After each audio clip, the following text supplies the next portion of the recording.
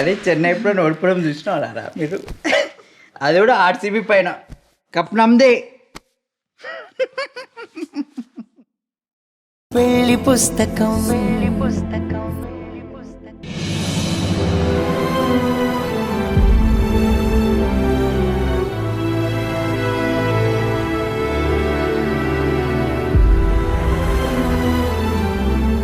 ఈమెకు స్పృహ వచ్చిన తర్వాత ఇక్కడి నుంచి తీసుకెళ్ళిపోండి. డాక్టర్. అవునమ్మా, ఇదేమైనా హాస్పిటల్ అనుకుంటుందా లేక హాస్టల్ అనుకుంటుందా? నైట్ టైం అలా వెళ్ళిపోతే ఆవిడకేమైనా జరిగితే మా ఉద్యోగాలు ఊడిపోతాయి. ఈవిడితో పాటు ఇక్కడ చాలా మంది పేషెంట్స్ ఉన్నారు. అందర్నీ కాపలా కాస్తూ కూర్చోలేం కదా. సారీ డాక్టర్, ఇంకెప్పుడు ఇలా జరగకుండా నేను చూసుకుంటాను. నేను తనతో మాట్లాడతాను. ఏం మాట్లాడడమో ఏంటో, మంచితనంతో ట్రీట్మెంట్ చేయడం కూడా తప్పైపోయింది. చూడండి, ఇది మీకు లాస్ట్ వార్నింగ్. మళ్ళీ రిపీట్ అయితే పోలీస్ కంప్లైంట్ ఇస్తాను. లేదు డాక్టర్, మళ్ళీ రిపీట్ అవ్వదు. నాది హామీ.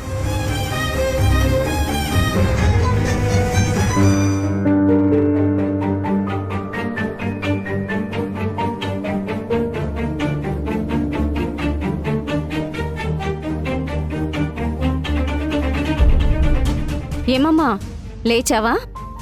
నీకు సహాయం చేసిన పాపానికి ఆవిడ తిట్లు తినాల్సి వస్తుంది. ఏం మనిషివో ఏంటో.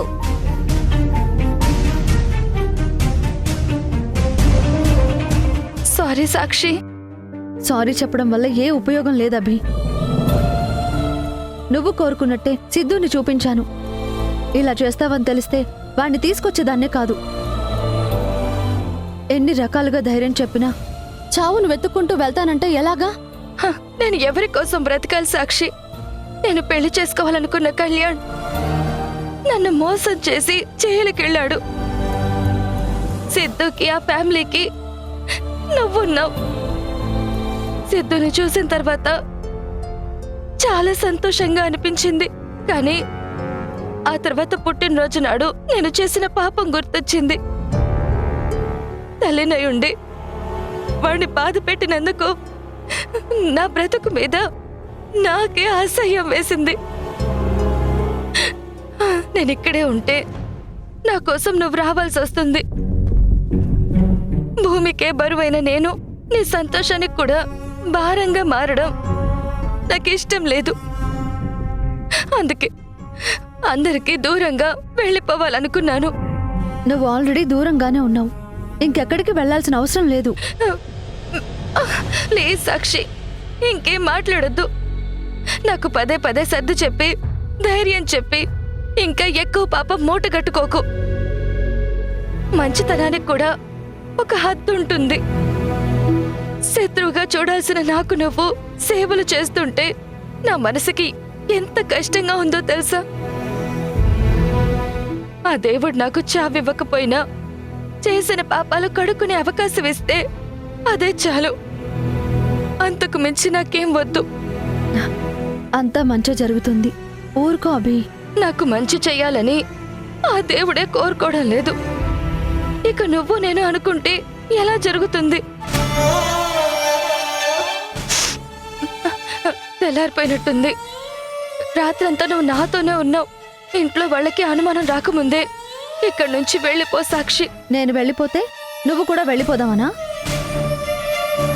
ఈ క్షణం నుండి నాకు చెప్పకుండా ఎక్కడికి వెళ్ళనని నాకు మాటిస్తేనే నేను ఇక్కడి నుంచి వెళ్తాను.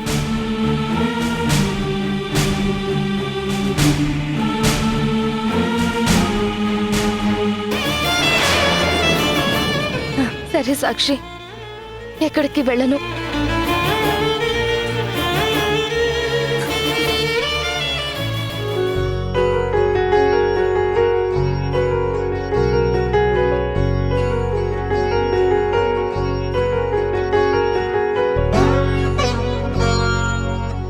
అమ్మా, అమ్మా, అమ్మా.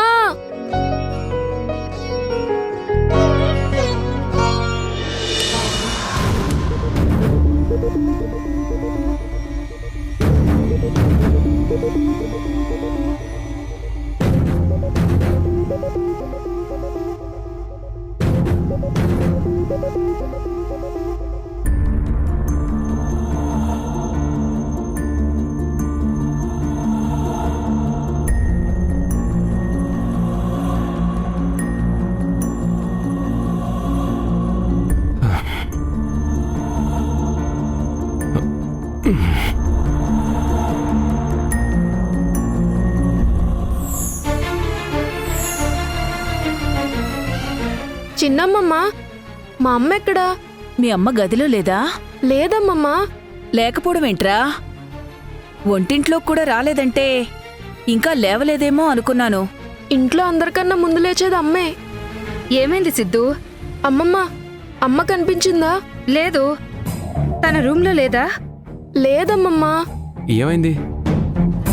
నందు, సాక్షి ఎక్కడా? అదేంటి నన్ను అడుగుతున్నారు? తను ఉదయాన్నే లేచి పనులు చేసుకుంటుందేమో అనుకున్నాను. పొద్దుట్నుంచి సాక్షి కనపడకపోతే ఇంకా నిద్రపోతుంది అనుకున్నాను బాబూ. అవునా? మొన్నట్లాగా హాస్పిటల్కి ఏమైనా వెళ్ళిందా? ఎంత పొద్దున్నే హాస్పిటల్ పనే ఉంటుంది బాబు. అయినా ఒక్కదాన్నే వెళ్ళొద్దని చెప్పాం కదా. రాత్రి టాబ్లెట్స్ కోసం వెళ్తానని చెప్పింది. అక్కడికేమైనా వెళ్ళిందేమో. సరే, నేను వెళ్ళి చూస్తాను. ఉమ్.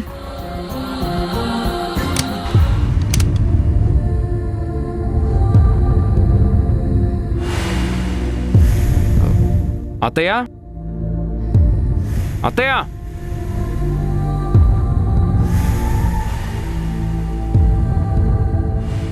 ఏంటి నందు? ఈ ముగ్గెవరు పెట్టారు? సాక్షినే పెడుతుంది. అంటే సాక్షి ఇక్కడే ఉంది. అవును, ఇక్కడే ఉన్నాను. అమ్మా, ఎక్కడికెళ్ళావు? బట్టలు ఆరేస్తున్నాను సిద్ధు. అప్పటి నుండి అమ్మా అమ్మ అని అరుస్తున్నాను కదా, నీకు వినిపించలేదా? లేదు సిద్ధు, వినిపిస్తే పలికేదాన్ని కదా. ఏమైంది? అందరూ ఎందుకు అంత టెన్షన్ పడుతున్నారు? నువ్వు కనిపించడం లేదని టెన్షన్ పడ్డాం. టెన్షన్ ఎందుకు? నేనెక్కడికి వెళ్తాను? మొన్నట్లాగా చెప్పకుండా ఎక్కడికైనా వెళ్ళామేమో అనుకున్నాం. లేదండి, ఉదయాన్నే లేచి నా పనులు నేను చేసుకుంటున్నాను. సరే. అందరికీ నీకేమైందన్న కంగారే కాని ఇంట్లో ఉన్నావన్న ఆలోచన మాకెవ్వరికీ రాలేదు. నా మీద ప్రేమ ఎక్కువైతే అలానే ఉంటుంది. ఈ ఇంటి మహారాణివి కదా, నువ్వంటే ఆ మాత్రం ప్రేమ భయం ఉంటాయిలే. అమ్మా, ఉదయం లేచిన వెంటనే నీ మొహం చూస్తానని తెలుసు కదమ్మా, నీకోసం ఇల్లంతా వెతికాను. సారీ సిద్ధు, ఇంకెప్పుడు వెళ్ళను. ఓకేనా? ఓకే అమ్మా. రా సిద్ధు.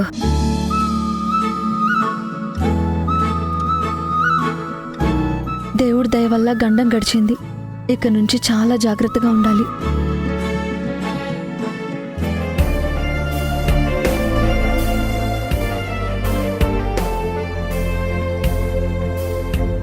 నీ దగ్గరే ఉంచుకో.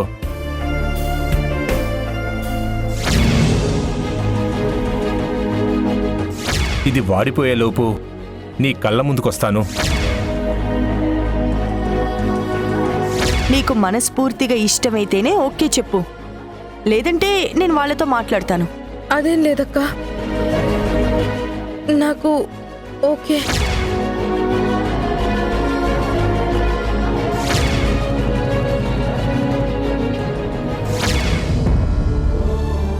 అమ్మా తనుజా,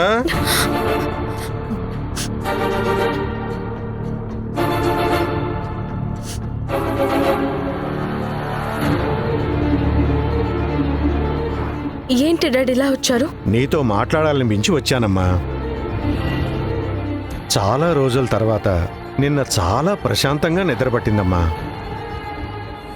ఇంతకు ముందు ఎన్నిసార్లు అడిగినా పెళ్లికి ఒప్పుకోందానివి అక్క చెప్పగానే ఒప్పుకోవడం, మంచి సంబంధం రావడం నిజంగా చాలా సంతోషంగా అనిపించిందమ్మా. తన మాటకి కట్టుబడినందుకు అక్కకు కూడా సంతోషంగా ఉందమ్మా. ఈ సంబంధానికి సరే చెప్పడం వల్ల మీ అక్క గౌరవమే కాదమ్మా, మన ఇంటి పరువు కూడా మరో మెట్టు పైకెక్కినట్టయింది. ఈ సంబంధం కోసం ఎన్ని ఫోటోలు చూసిందో, ఎంతమందితో మాట్లాడిందో నాకు తెలుసమ్మా. పాపం తన విషయంలో నేను గుడ్డిగా చేసిన తప్పుని నీ విషయంలో కాకుండా మీ అక్క చాలా జాగ్రత్తలు తీసుకుంది. తన నమ్మకాన్ని నిలబెట్టి నువ్వు కూడా మంచి పని చేశావమ్మా. మీ అక్కా చెల్లెళ్ళని చూస్తుంటే నాకు చాలా గర్వంగా ఉంది. అదంతా మా అదృష్టం డాడ్.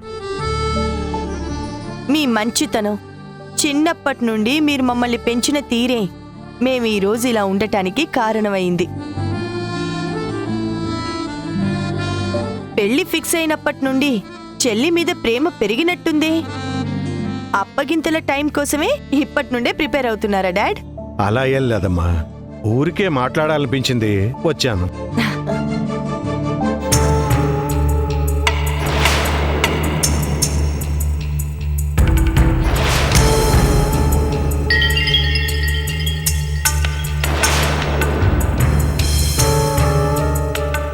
ఈ రోజేంటి ఇక్కడుంది? అది అక్క, ఎప్పుడో నా బ్యాగ్లో పెట్టుకున్నట్టున్నాను. మార్నింగ్ చూసేసరికి అలా వాడిపోయి ఉంటే తీసి అక్కడ పెట్టాను. ఈ రోజెస్ అన్నీ ఫ్రెష్గా ఉన్నప్పుడే అందంగా ఉంటాయి. వాడిపోతే పడేయాలే కానీ ఇలా రూమ్లో ఉంచకూడదు. సరే, నువ్వు తొందరగా ఫ్రెష్ అవ్వు. ఈ రోజు నిన్ను చూడ్డానికి సాత్విక్ వస్తున్నాడు. ఏంటి ఈ రోజా? అవును డాడ్, వాళ్ళ ఫాదర్ వాళ్ళు ఇప్పుడే ఫోన్ చేశారు. ఆ విషయం చెప్పడానికే వచ్చాను. సరేలే, కళ్యాణం వచ్చినా కక్కు వచ్చినా ఆగదంటారు, ఇందుకే. తనుజ, నువ్వు రెడీ అవ్వమ్మా. నీహారిక, మనం వెళ్దాం పద. నేను దీన్ని డస్ట్బిన్లో పడేస్తాను.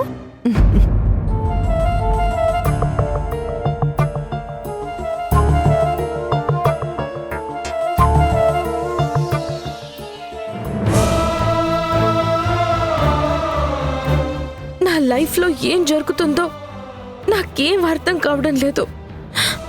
చందు నా లైఫ్లోకి వస్తాడని తెలియక అక్కకి పెళ్లి సంబంధాలు చూడమని చెప్పాను. ఇప్పుడు తన గురించి చెప్పే అవకాశం లేక బాధపడుతున్నాను. నేను పెళ్లికి ఓకే చెప్పగానే అందరూ చాలా హ్యాపీగా ఉన్నారు. ఇప్పుడు నా మనసులో మాట చెబితే ఆనందం మొత్తం దూరం అవుతుంది. అలా అని చందుని ఇంత దూరం చేసుకోలేకపోతున్నాను. ఇప్పుడు నేనేం చేయాలి?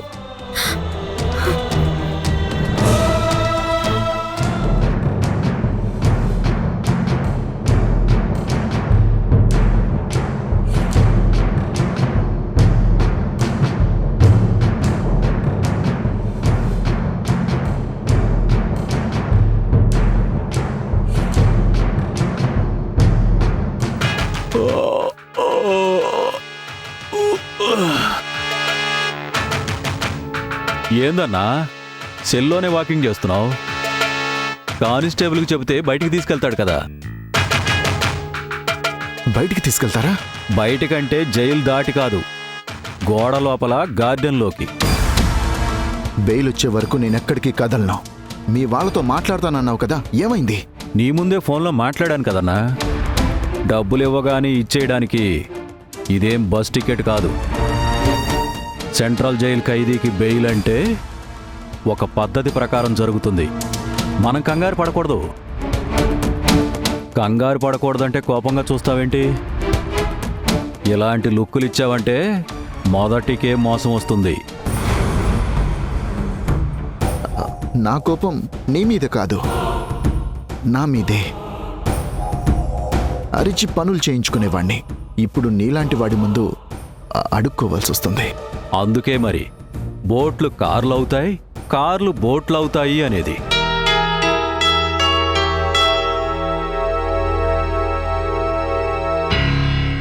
అన్నా, రే సతీ, వచ్చావా? నా బెయిల్ తెచ్చావా? ఇంకా లేదన్నా. ఇంకా లేదా? ఈ జైల్లో ఇంకెన్ని రోజులు ఉండాలరా? మినిస్టర్తో మాట్లాడారా?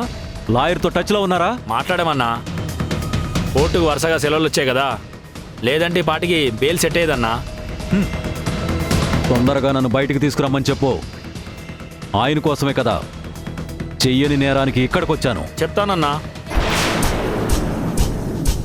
రే సత్తే, ఇంకో విషయం. ఈయన మా నాన్న ఇక్కడే పరిచయం అయ్యాడు. బెయిల్ ఇప్పిస్తే కావాల్సినంత డబ్బు ఇస్తానని చెప్పాడు. మా లాయర్కి ఆల్రెడీ చెప్పాను, నువ్వు కూడా ఒకసారి గుర్తు చేయి. సరే, చెప్తానన్నా. వీలైనంత తొందరగా అరేంజ్ చేయమని చెప్పు. డబ్బు ఎంత ఖర్చైనా పర్లేదు, నేనిస్తాను. నేను చెప్పాను కదన్నా, నువ్వు ఎక్సైట్ అవ్వకు. అంతా మా వాడు చూసుకుంటాడు. రే సత్తే, నువ్వు బారా. సరే అన్నా. బయటికి వెళ్ళాలని చాలా ఆశగా ఉన్నట్టుంది నీకు. ఆశ కాదు, కసిగా ఉంది. కోపం రగిలిపోతుంది. నా పరిస్థితికి కారణమైన వాళ్ళ అంతు చూడాలనుంది. ఆ అబ్బాయికి మన ఇల్లు తెలుసా అమ్మా? లొకేషన్ పంపించాను డాడ్. అయితే సరే. అయితే ఫోటో ఉంటే ఒకసారి చూపించు. మనిషి ఎలా ఉంటాడో మర్చిపోయాను. ఫోటో ఎందుకండి, డైరెక్ట్గా చూడండి.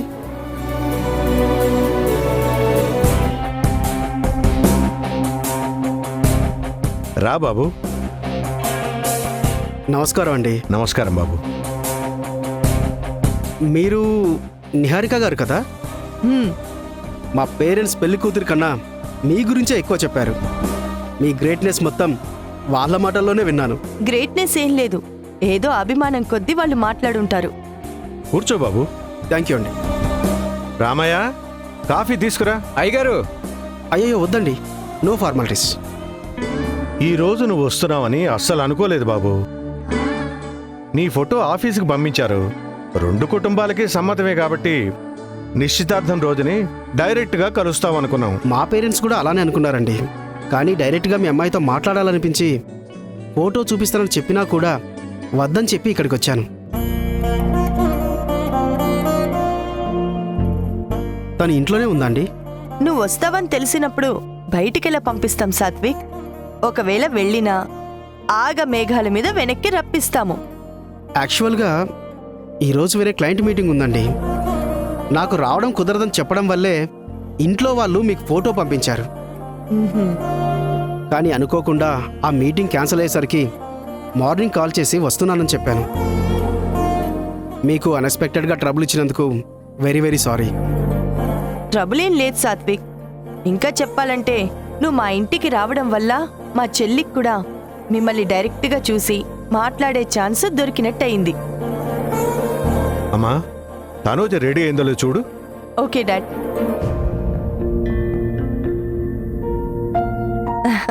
అదిగో తనే వస్తోంది.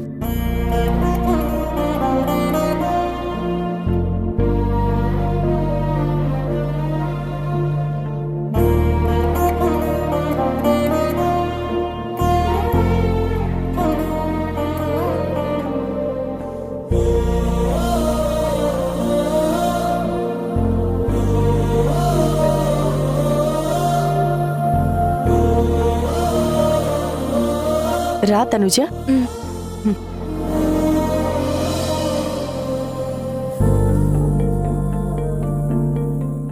కూర్చో.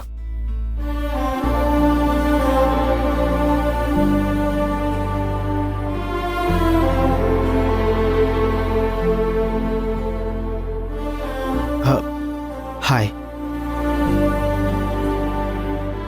హాయ్.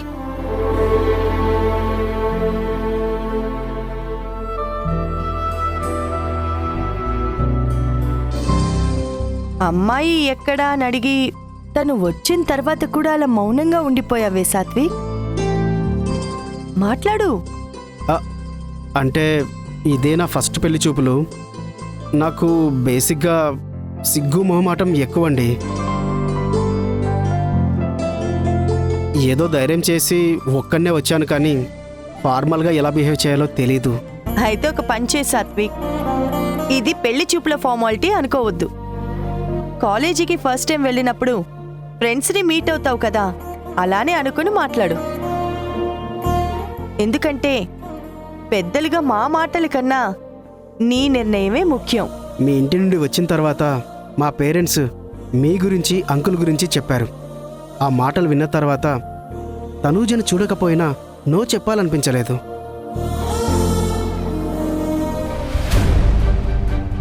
ఈ సంబంధం ఓకే చేసుకున్నప్పటి నుండి నేను చాలా లక్కీ అని మాట్లాడుకుంటూనే ఉన్నారు.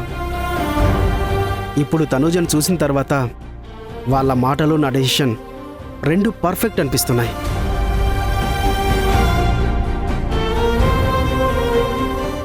ఇఫ్ యూ డోంట్ మైండ్ ప్రైవేట్గా మాట్లాడుకోవచ్చా? ష్యూర్ సాత్విక్. తనుజ, సాత్విక్ని పైకి తీసుకెళ్ళు. ఓకే అక్క, రండి.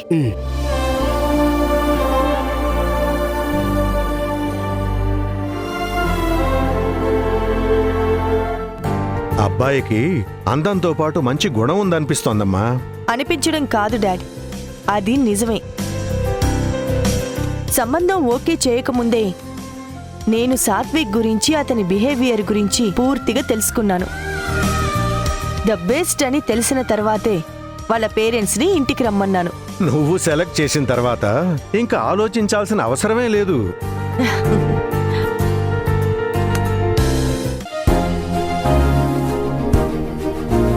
హాయ్ అమ్మా. హాయ్ కిషోర్, ఊరు నుండి ఎప్పుడొచ్చారు? ఇప్పుడే అమ్మా.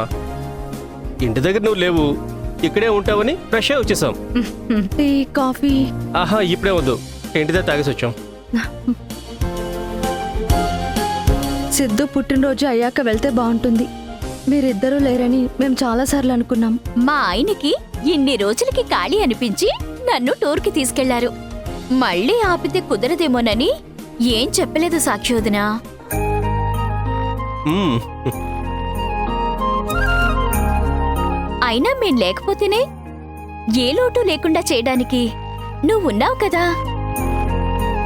ఎంతైనా మేనత్త మేనమామ సాటి ఏదీ రాదు కదమ్మా. అత్తయ్య, మీ పద్ధతి అస్సలు బాగోలేదు. మా వదినతో పనులెందుకు చేయిస్తున్నారు? మీ అత్త ఏం చేయించట్లేదు, నేనే స్వతంత్రంగా చేస్తున్నాను. చేయకూడదు సాక్షి. కొత్తగా పెళ్ళైన దానివి, మహారాణిలా కూర్చోవాలి. మా అందరికీ ఆర్డర్లు వేయాలి. రే కిషోర్, టూర్కు వెళ్ళినప్పుడు ఆశకేదైనా పసరు వైద్యం చేయించావా? ఇలా వింతగా మాట్లాడుతుందేంట్రా? ఎలాంటి పసర్లైనా, ఎంత పవర్ఫుల్ పౌడర్లైనా మా ఆవిడ మీద అస్సలు పనిచేయవమ్మా. ఇందులో నవ్వడానికేముంది? ఇంతకు ముందు వదిన ఉన్నప్పుడు చేసిన తప్పులన్నీ ఈ కొత్త వదిన వచ్చిన తర్వాత సరిదిద్దుకోవాలనుకుంటున్నాను. అది కూడా తప్పేనా? సాక్షి వదిన, అభిలాష్ ఎక్కడుందో, ఏమైందో నీకేమైనా తెలుసా?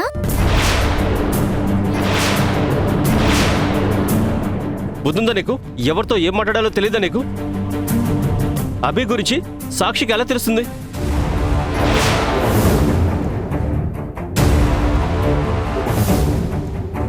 సిద్ధు ఫోటో ఏమైనా ఉంటే ఈ సిస్టర్ ఫోన్కి పంపిస్తావా? ఎప్పుడైనా చూడాలనిపిస్తే ఫోన్లో చూసుకుంటాను. ఓకే అభిలాష, ఇప్పుడే పంపిస్తాను. థ్యాంక్ యూ సాక్షి.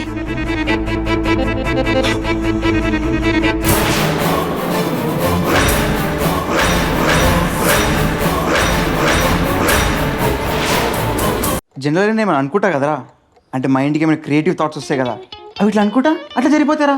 అది అలా జరిగిపోతుంది అంతే కాదురా, అది అయ్యేంత వరకు నువ్వు జనాలు కాబట్టి జరుగుతుంది.